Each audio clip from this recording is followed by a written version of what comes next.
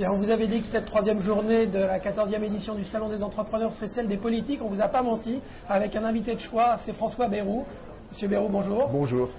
Est-ce que je puis vous suggérer de dire Bayrou? Bayrou, eh bien, pas de problème. Donc François Bayrou, vous faites partie de ces rares candidats à l'élection présidentielle qui avaient des propositions très concrètes en matière de création d'entreprises et de soutien aux PME. Est-ce que vous pouvez nous les détailler? D'abord pour dire, comme vous le signalez, que le soutien à l'entreprise, c'est d'abord le soutien aux entrepreneurs. On a très souvent oublié ça en France. Deuxièmement, que le soutien à l'entreprise, c'est le soutien à la petite entreprise. Car chaque fois qu'on crée une entreprise, c'est d'abord, à tous les coups, une toute petite, puis après une petite entreprise. Et c'est très important parce que vous connaissez les chiffres, je vais les revoir avec vous. 1 500 000 entreprises n'ont pas de salariés et 1 million d'entreprises ont entre 1 et 9 salariés. Ce qui veut dire que 98% des entreprises en France ont moins de 10 salariés. On l'oublie souvent. On l'oublie souvent parce que, évidemment, dans la représentation politique comme elle est, les partis puissants ou qui s'annoncent comme tels parlent aux entreprises puissantes. Et ça compte beaucoup, le CAC 40 et les très grandes entreprises et le MEDEF, c'est très important. Mais la voix des petites entreprises est plus mal entendue. Alors, et donc je propose, proposition concrète, je propose qu'on vote ce que les Américains ont voté depuis très longtemps. Ils l'ont voté en 1953. C'est un Small Business Act à la française, c'est-à-dire une loi de protection et de soutien de la petite entreprise, dans laquelle je vois 4 chapitres. Premier chapitre, simplification de toutes les obligations administratives, dossiers, sociales, de toute nature qui accablent les toutes petites entreprises, artisans, commerçants. Et je propose qu'on fasse faire la simplification par les usagers eux-mêmes. Par les représentants de l'entreprise, des petites entreprises, qui diront, voilà, ça nous paraît utile, ça, on va le mettre sur une banque de données, vous n'aurez qu'à aller le chercher quand vous en avez besoin, et ça, au contraire, on le garde. Deuxième proposition, une proposition de soutien, un peu révolutionnaire. Je propose qu'on donne à toutes les entreprises françaises, quelle que soit leur taille, la possibilité de créer 2 emplois sans charge. Quasiment sans charge, quoi. Oui, 10% pour les retraites, parce que la solidarité pour les retraites, personne n'y échappera. Et vous voyez que c'est une aide, comme on dit toutes les entreprises, c'est une aide très importante pour les toutes petites et extrêmement faible pour les très grandes, mais tout le monde y a droit. Ça pose Troisièmement, pas le problème du financement aussi de ces mesures? Non, parce que, ou plus exactement, ça s'équilibre en très grande partie en tout cas. On prévoira une part de financement. Ça s'équilibre en très grande partie parce que vous avez 2 500 000 entreprises de moins de 10 salariés. Ces 2 500 000 entreprises de moins de 10 salariés, si elles créent un emploi pour 2 entreprises, ça fait 1 million de salariés. Si vous avez 1 million de salariés nouveaux, ça fait entre 90 et 100 milliards d'euros de PIB en plus. Et donc, comme il y a 44% de prélèvements en France, alors mettons un peu moins puisque les charges sociales, mettons 30%, ça vous fait rentrer 30 milliards dans les caisses de la collectivité. Quel statut pour ce nouveau salarié? CDI, CNE? J'ai pas fini avec le Small Business Act, mais je vais tout de même répondre à la question. Moi, je pense que le CDI devrait être le cadre normal, comme c'est dans beaucoup de pays. Simplement, il faut régler une question très importante et sensible, qui est la question des prud'hommes.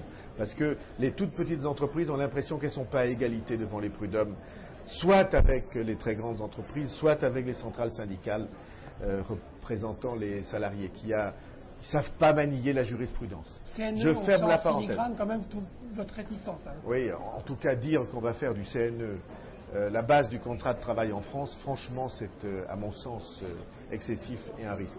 Troisième volet du Small Business Act, je suis pour que on garantisse aux petites entreprises une part des marchés publics en France. Quelle part? Ça vous avez une idée? Oui, je propose qu'à moins de 50 000 euros de marché public, ça soit 100% pour les petites entreprises, et à plus de 50 000 euros de marché public, 20% pour les petites entreprises. Je crois que c'est 10% aux États-Unis. Je crois que c'est 20. Ce que je propose là, c'est juste le décalque en euros de ce qui se fait en dollars aux États-Unis.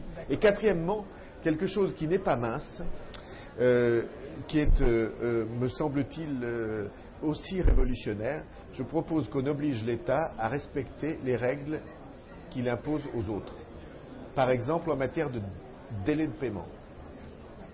Que l'État qui impose aux agents économiques des délais de paiement à 60 ou 90 jours soit obligé de respecter pour lui-même cette règle de délai de paiement. On pourrait imposer un petit tampon pour les entreprises nouvellement créées qui faciliterait le circuit de paiement et qui coûterait rien en fait. Oui, c'est possible. Je pense qu'en tout cas, il faudra pour les entreprises nouvellement créées la possibilité d'exonérer de charges fiscales, par exemple, l'argent qui reste dans l'entreprise.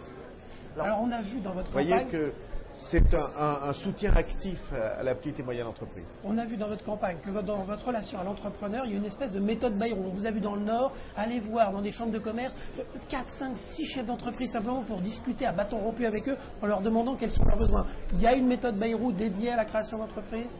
Oui, j'ai horreur des campagnes de mise en scène dans lesquelles on va voir les entreprises dans lesquelles on va voir des entreprises uniquement pour la photo. Et après, on s'en va.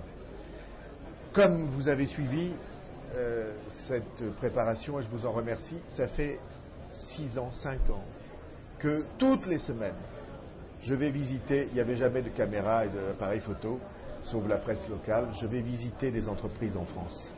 Des petites, des moyennes, quelquefois des grandes, mais souvent des petites et des moyennes, qui ont réussi à trouver leur place dans la compétition de la mondialisation. Des entreprises à Marseille de capteurs pour des moteurs diesel, 15% de part de marché dans le monde. Des entreprises en Vendée qui font des montages de calculateurs ultra puissants, embarqués à bord d'Airbus ou Boeing ou embarqués dans les trains de tige des forages pétroliers, et ils font ça avec 500 emplois venus du textile et de la chaussure. Des entreprises de fabrication de cellules photovoltaïques, des entreprises de capteurs solaires, des entreprises textiles qui marchent.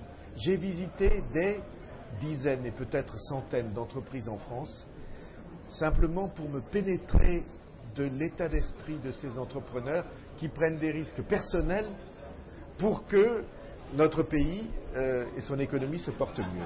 Et j'ai, je crois, une très grande familiarité avec eux, plus qu'avec les très grandes entreprises. Alors, vous êtes imprégné du terreau des entrepreneurs, de la petite entreprise française. Vous avez une expérience qui est intéressante, celle de ministre de l'Éducation. Qu'est-ce qu'on fait en direction des jeunes, dont beaucoup rêvent encore de devenir fonctionnaires, pour les inciter à créer leur société? Alors, je veux vous rappeler que c'est moi qui ai créé les stages en 3e, où les enfants découvrent les entreprises.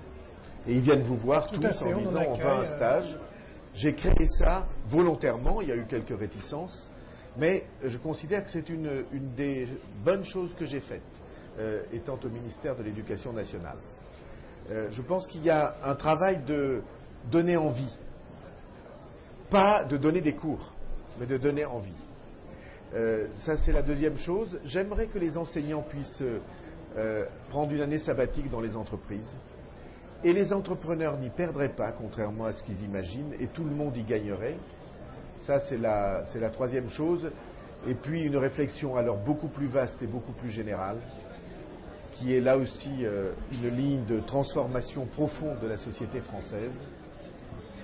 Vous savez qu'on a une crise de l'université très importante, qui vient de ce qu'il y a très grand nombre d'étudiants à l'université pour peu de débouchés, et que ça provoque une grande frustration parce que les étudiants et leurs familles vivent toujours avec l'idée que le diplôme devrait valoir emploi.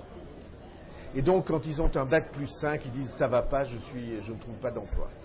Alors, il faut changer le contrat entre l'université et la nation.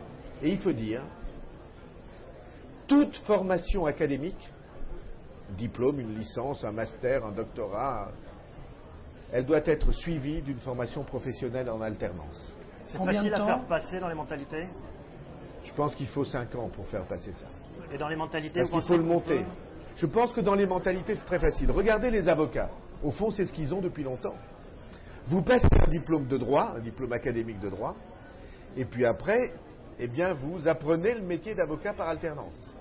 Eh bien, ça devrait être le cas dans beaucoup de formations. Ça permettrait d'ouvrir l'éventail. Par exemple, une formation de DRH. Vous pouvez y aller avec une formation scientifique, une formation juridique, une formation littéraire, une formation de sociologue. Autrement dit, on introduirait la diversité dans tout ça.